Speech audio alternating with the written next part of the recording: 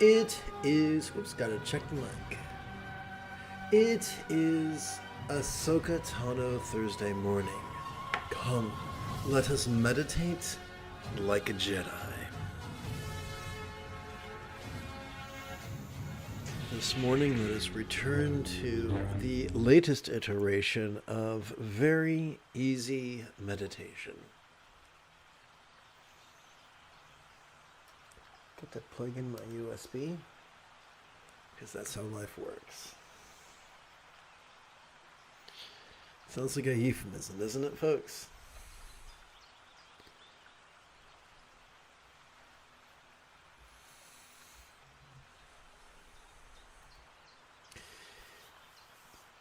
We begin with the first of 4 phases of mindful crease counting.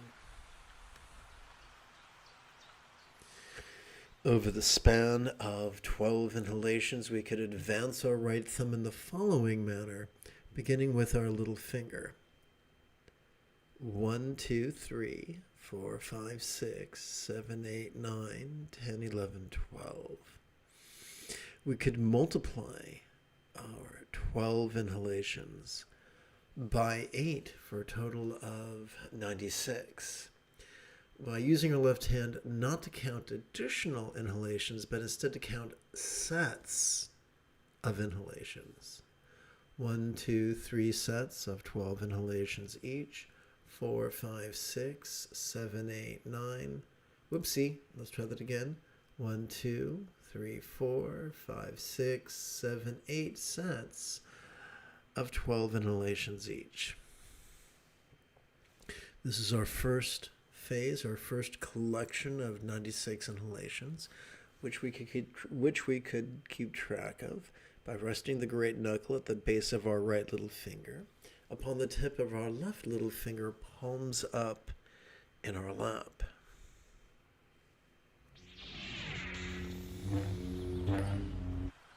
Doing so could gently invite our real or imagined subtle energies to coalesce in the bladder region of our lower abdomen. This can seem a trifle complicated, but repetition is the mother of skill. So come to these live streams every 12 hours or so, and within a week or two, you could master the Buddha's Eightfold Path. But what is enlightenment? What if it was not a special thing for special people, but simply the mastery of Gautama Buddha's Eightfold Path? The question then remains, what is mastery? Consider, if you will, infants. No one is born with an inherent knowledge of how to use the toilet, or how to brush their teeth, or how to tie their shoes, or how to ride a bicycle. And yet, by the time a child enters first grade, most of them are so good at those 4 activities that they practice them spontaneously, habitually, easily, and effectively. When we are able to practice the Buddha's Eightfold Path to the same degree of mastery, we are enlightened. So what's really wild is that if one simply spends one's time and energy practicing the 7th fold, which is mindfulness, and the 8th fold, which is meditation, then the remaining 6 folds of the Buddha's Eightfold Path take care of themselves. Let us view mindfulness and meditation through the lens of neuroscience. After approximately 30 seconds of housekeeping. This is Lama Jigme Gyatso of the Buddha Joy Meditation School. For more than 30 years, I've spent about 8 hours a day, almost every day, studying, practicing, mastering, and reverse engineering the teachings and techniques of each school of meditation so that you will not have to. Welcome, my friends, to Meditate Like a Jedi, which is made possible due to the generosity of viewers just like you.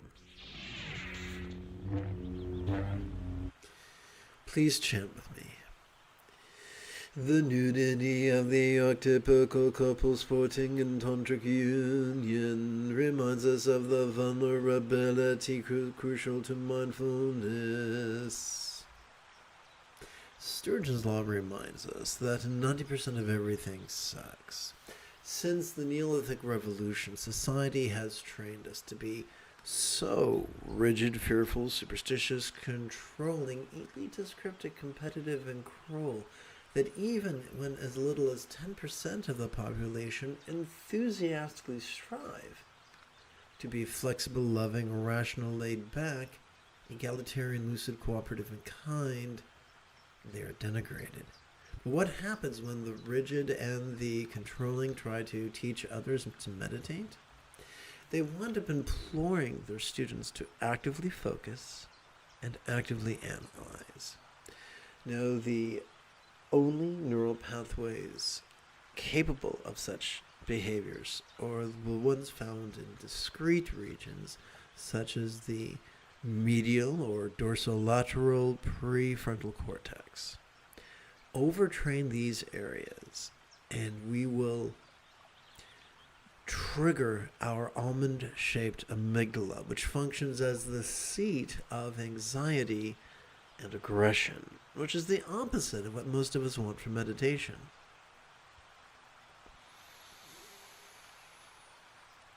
Take solace in the fact that neither the amygdala nor the prefrontal cortex constitute the majority of our central nervous system. This brings us to mindfulness. Every time we inhale, whether we know it or not, we are already wired by evolution to automatically access the sympathetic nervous system ensconced within the middle third of this spinal cord. The sympathetic nervous system has evolved to help us to notice in a very special way, to help us notice vulnerably, passively, viscerally, randomly, and fleetingly. But notice what? Notice mind's antics of perception, such as seeing, hearing, feeling, tasting, smelling, and the like. Such as emotion, intention, cognition, recollection, and imagination. So this is a whole bunch of stuff to do, and it could seem overwhelming. Fortunately, there's an easy way to do that. Silently and mentally recite the demonstrative pronoun this during each inhalation, and our cerebral cortex will be induced to cooperate with our with our sympathetic nervous system. But what are we to do with all these things that we notice? Enter meditation. Every time we exhale, whether we know it or not, we are already wired to automatically access the parasympathetic nervous system, divided between the lower third and the upper third, approximately, of our spinal cord. This parasympathetic nervous system has evolved to support both physical relaxation as well as mental release. It can help us release what we noticed during our previous inhalation to such a degree that what we notice can feel literally and permanent, and figuratively as non-graspable as a vast empty void. What is a real-world example of a non-graspable vast empty void? How about the illusion of the infinite azure sky on a bright and beautiful cloudless morn, which, although could be tantalizing to the eye, is intangible to the hand. And so here's the wild thing. Oh, by the way, the easy way, the shortcut to do this is to silently and mentally recite the one-syllable verb ease during each exhalation, thus inducing our cerebral cortex to actively cooperate with our parasympathetic nervous system. So here is the cool thing. Let's take this back to the Eightfold Path. Simply playing with mindfulness and meditation causes us to viscerally get the right view of literal impermanence and figurative emptiness. And so now, together as a team, let's meditate.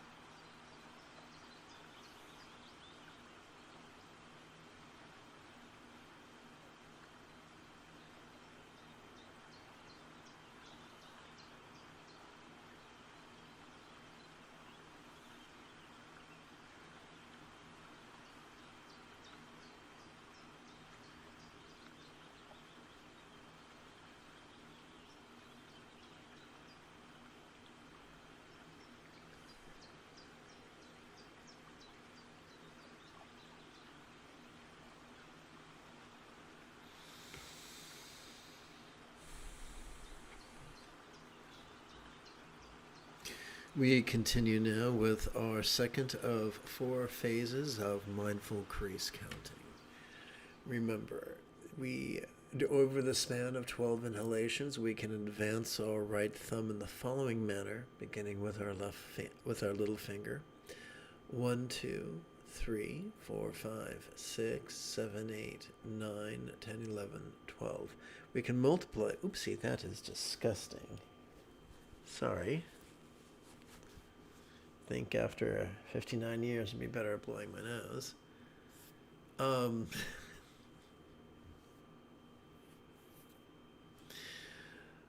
So we can multiply the 12 repetitions by 8 sets.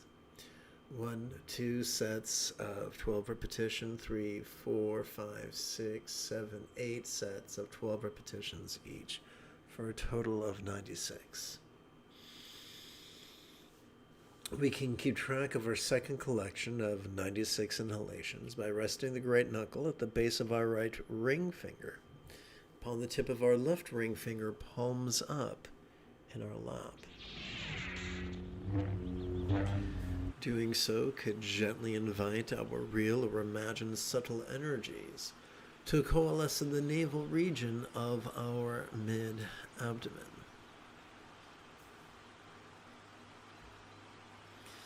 Please chant with me. The translucence of the Yogin father and mother depicted in paintings reminds us of meditation's experience and of impermanence and non-graspability. Before I explore with you the second benefit of playing with mindfulness and meditation, let us review the most easy way to practice them. The key to mindfulness is to silently and mentally recite the demonstrative pronoun this during each inhalation, thus facilitating noticing that is vulnerable, passive, visceral, random, and fleeting. The most efficient way to practice meditation is to silently and mentally recite the one-syllable verb ease during each exhalation, thus facilitating the physical relaxation and mental release we describe as meditation. Do this every 12 hours or so, and it will calm the tyranny of our anxiety and aggression latent within our almond-shaped amygdala. Doing this defuels our capacity for cruel intention, cruel communication, cruel conduct, and the type of commerce that is as competitive as it is cruel. Let's practice.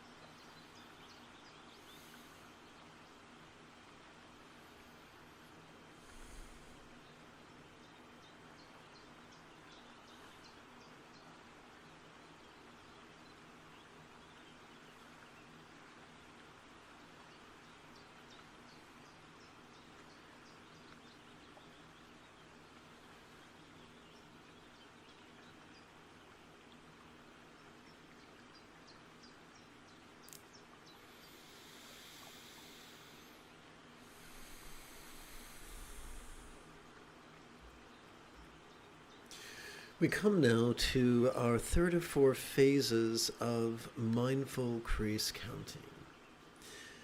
Over the span of 12 inhalations, we could advance our right thumb in the following manner, beginning with our little finger.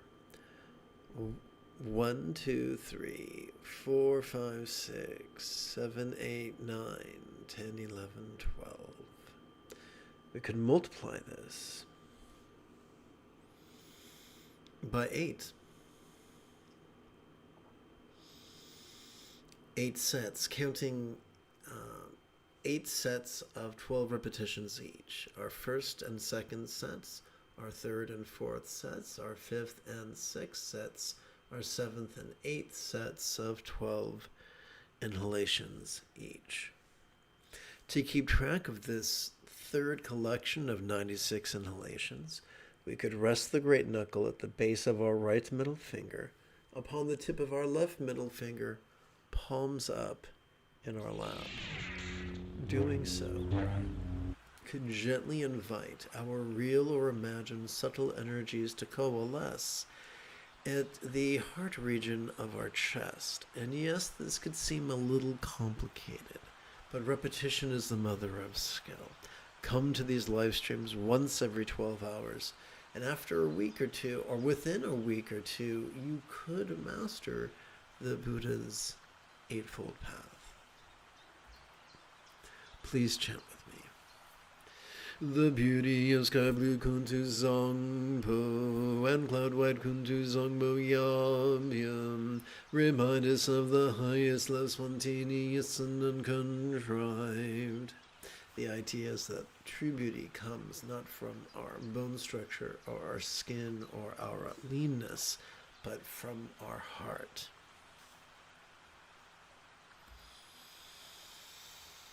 The greatest beauty is the byproduct, the effortless byproduct of mindfulness and meditation. So allow me to review the essence of mindfulness. Silently and mentally recite the demonstrative pronoun this during each inhalation. And you could find yourself vulnerably, passively, viscerally, randomly, and fleetingly noticing mind's antics of perception, emotion, intention, cognition, recollection, and imagination. But what do we do with all that which we notice? Silently and mentally recite the one-syllable verb ease during each exhalation, and you could find yourself releasing what it is you noticed during your previous inhalation.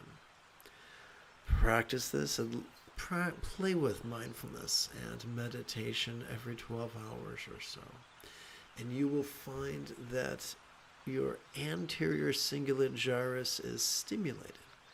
That which functions as the hub of our mirror neurons, the seat of empathy, the root of compassion and love. This causes us to experience effortlessly kind intention, kind communication, kind conduct, and to participate in commerce that is both kind and cooperative.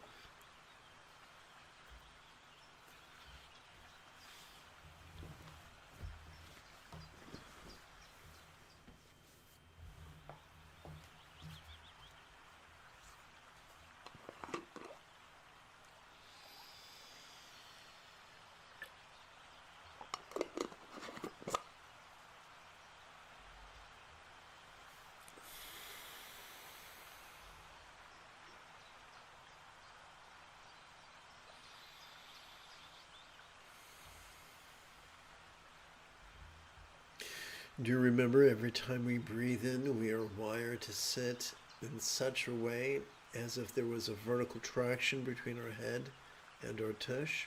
Every time we exhale, we are already wired to relax.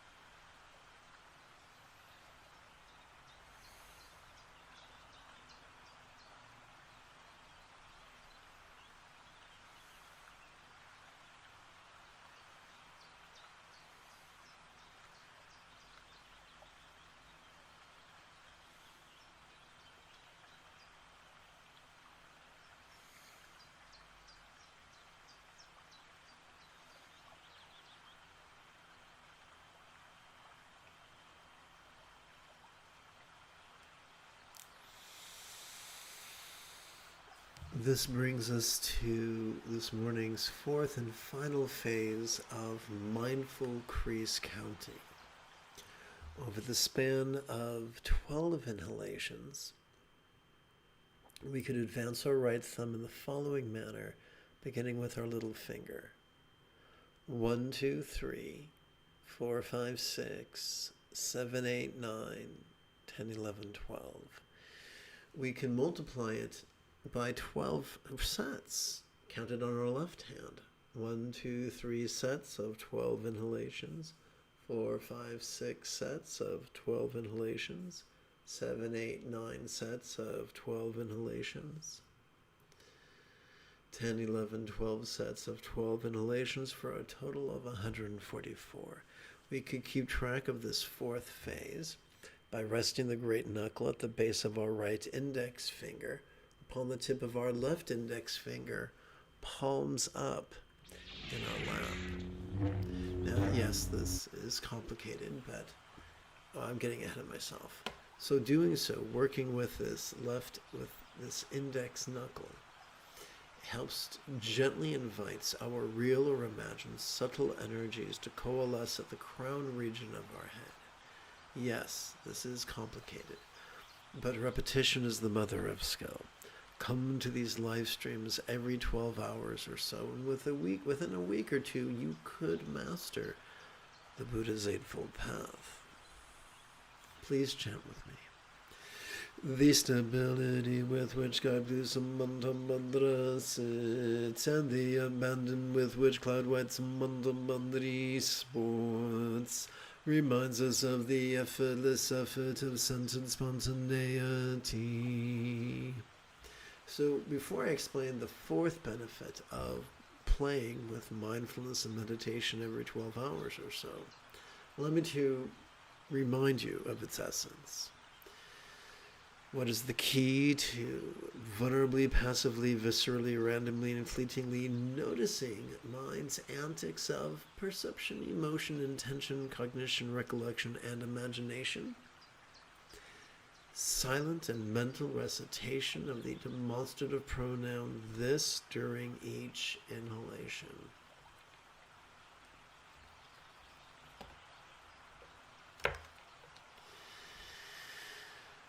But what are we to do with all that we notice? What are we to do with all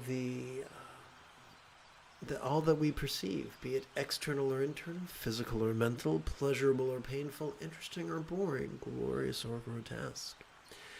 Every time we silently and mentally recite the one-syllable verb ease during our exhalation, we cannot help but release to a certain degree that which we noticed during our inhalation, as if that which we noticed was now literally impermanent and figuratively as non-graspable as a vast empty void, which could be likened to the illusion of the infinite azure sky on a bright and beautiful cloudless morn, which, although could be tantalizing to the eye, is non-graspable to the hand. Play with this regularly. Play with this mindfulness meditation. And you could experience your choices, utterances, and deeds flowing from the effortless effort of love's centered spontaneity. No, not scattered spontaneity. You know, like that so-called good idea we think we have after our fifth shot of espresso. Instead, the love's centered spontaneity, which flows from mindfulness and meditation. For truly, the key to the effortless mastery of the entirety of the Buddha's path. The entirety of the Buddha's path. Let's practice.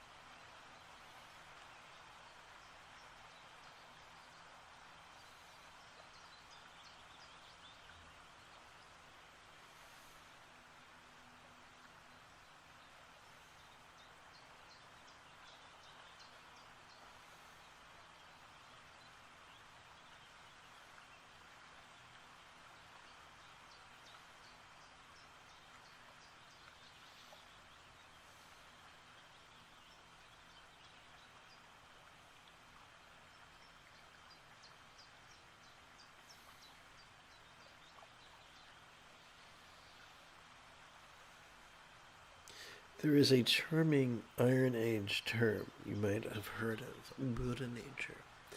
It hints of what was blatantly exposed by functional magnetic resonance imaging studies. That it is our sympathetic nervous system that is the seat of mindfulness, our parasympathetic nervous system that is the seat of meditation, and our anterior cingulate gyrus that is the seat of empathy. These three are our enlightened potential, which is why anyone can master the Buddha's path in as little as 7 days.